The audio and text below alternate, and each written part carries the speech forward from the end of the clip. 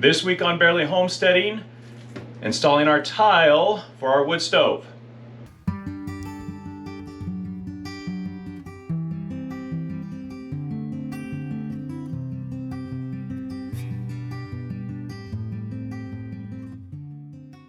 We've got enough of the drywall up that we can start getting the floor tile down. We want to do this because we need to make sure that we've got all the tile done before the installers come with the wood stove in about a week and a half. So I got to make sure that all the tile is in and set. We can do the rest of the drywall later. So we're going to use these 13 square inch porcelain tiles for the floor, and that's what we're going to do now. So if you've never laid tile before, it's actually pretty straightforward and pretty easy.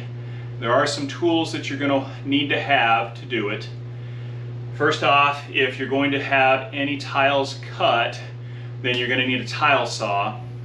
And for what we're doing here, we actually do need a couple of tiles cut because we've got a corner piece and you don't want that 90-degree corner out in the middle of the floor. And so I've already cut the tile at a 45-degree angle so that there's not a sharp corner sticking out into the room. And then over here on the doorway, I've got some tiles that I've already cut that will go under that doorway and not extend all the way into the storage room so that we can do a different flooring in there. You're also going to need a trowel and a notch trowel so that you can, after you lay out the tile set, you can notch the tile set and then set the tiles down on that. And then another thing, it's not required, but they're super useful, are these little spacers. And they come in both a what they call a corner pattern, so it's a solid piece and a solid piece. You can also get them on an edge pattern, which will be a solid piece and then only half a piece in the other direction. I find that it is way cheaper just to buy the corner, the full and the full, and then cut off the part that I don't need on a few of them so that I have some edge pieces rather than buying a whole bag of edge pieces, which I don't usually need. So these are super useful and they're cheap. I think a bag of them was like $5, $6 or something. All right, so we're going to mix up our tile set and start laying tile.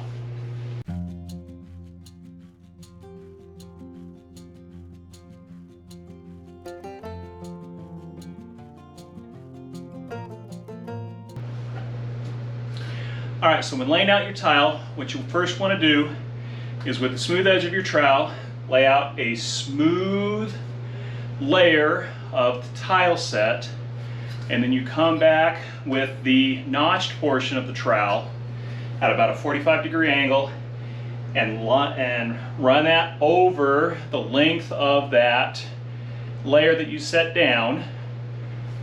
Gives you ridges.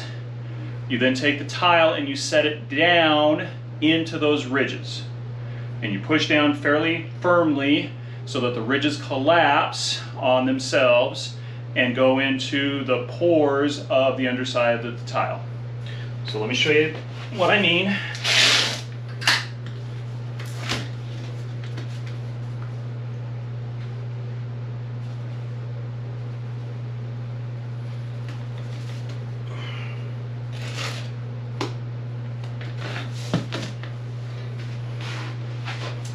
So coming in with the smooth side of the trowel, and I'm laying down a smooth layer of the tile set.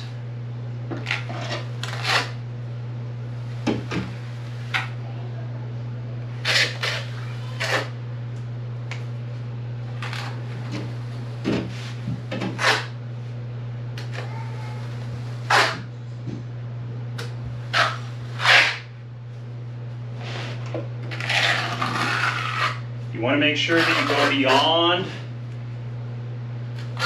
the size of your tiles because you don't want to have a big gap where your tile needs to be. So I actually am going to want just a little more, I think.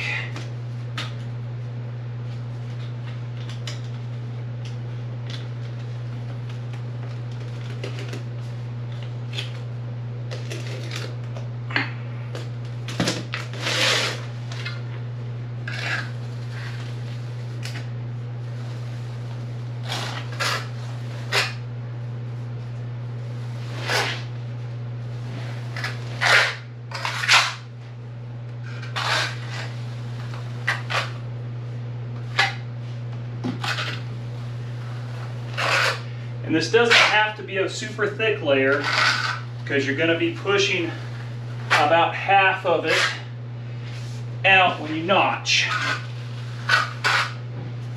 But you do want to make sure it's thick enough so that when you notch it, you get that full ridge of the notch.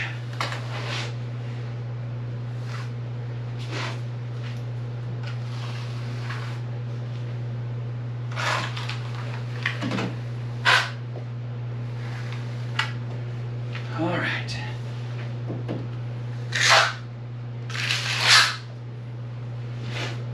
So now I'm going to take the notch side, like I said, about a 45-degree angle.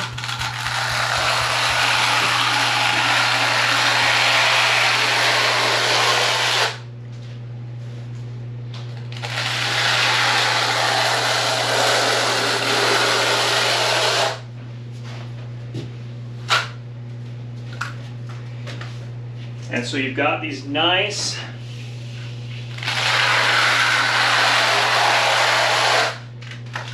consistent ridges to put your tile down on. And so what we're going to do is we're going to come in and put our tile down on there.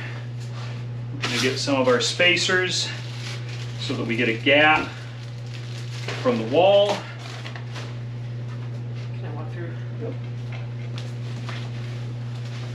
Cut that part out. I won't be able to do that. You're going to want to push down pretty firm to get that tile set in there.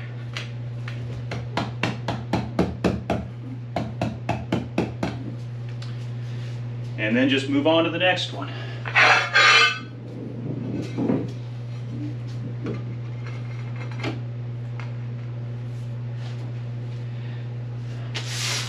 Now this is a bit of a messy job. You're going to get dirty, that's all right. All part of the process.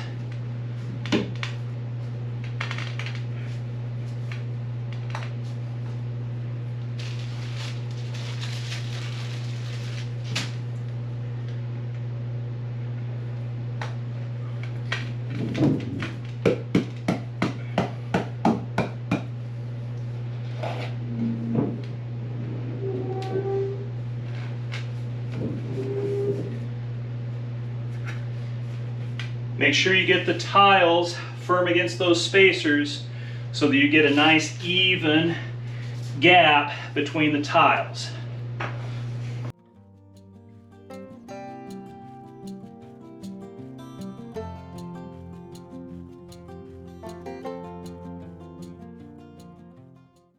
All right, now that we've got the first row laid out, we're just going to do the same thing again until we get it all done.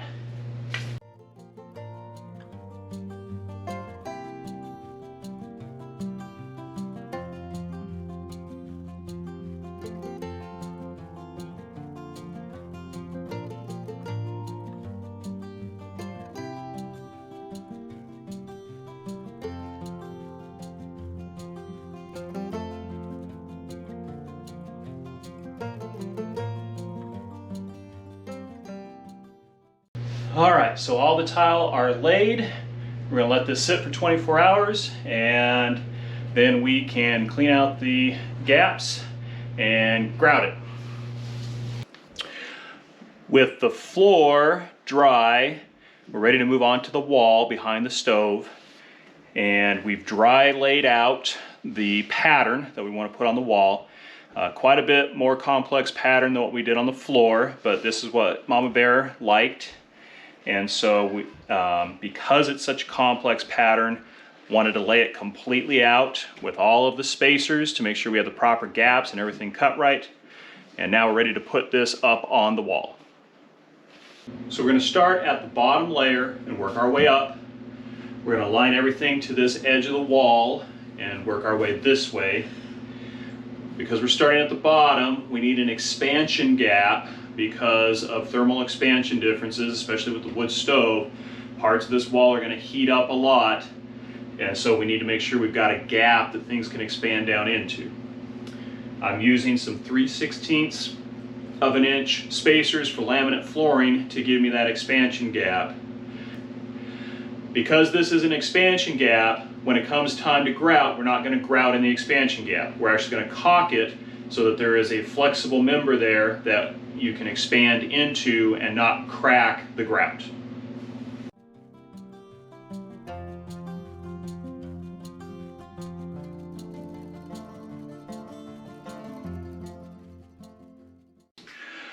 All right, so I've mixed up my mortar, and we want this mortar to be about the consistency of peanut butter. You don't want it too wet because when you put it on the wall, it's going to sag. You don't want that. When you put it up on the wall and you do your notching, you want it to stay where it is. That's going to help the tiles stay where you put them as well. Now you notice that with this, I mixed it up with the drill and a mixing bar, which I did not do with the floor tile. When you're doing floor tile, if you don't mix it up perfectly thoroughly and you've got little nodules that aren't quite mixed up, you can mix them up there on the floor. On the wall, you don't have that luxury. And so you've got to make sure it's thoroughly mixed, that it's consistent throughout, and that you've got the right consistency. Like I said, about the consistency of peanut butter. So we're going to start putting our tiles up.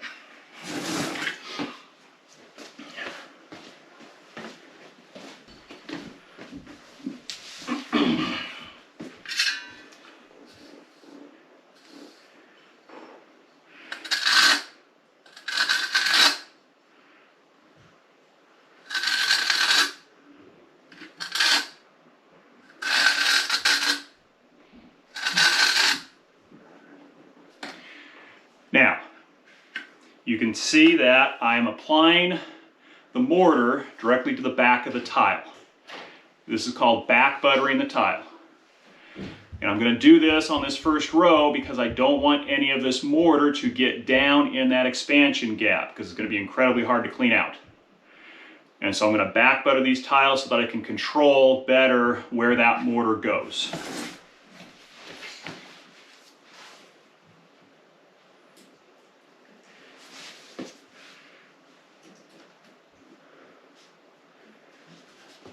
Going to install them with a little twist and come in with the rubber mallet. Just give it a couple of light taps. Make sure it's well set. And then we're going to continue to do that on the rest of the tiles.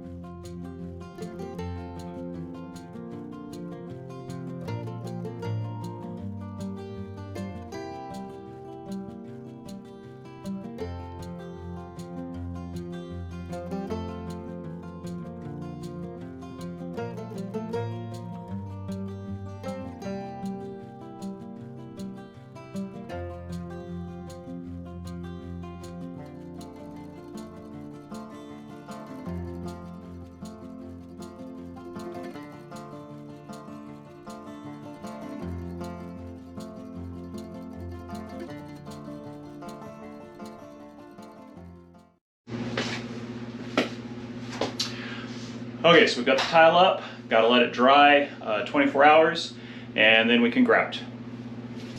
So tile's up and dry. I've already cleaned out the grout joints. I spared you that piece of cinematic masterpiece, watching me clean out grout joints. Now we're ready to grout it. So we're going to mix up the grout and grout the wall first and then the floor.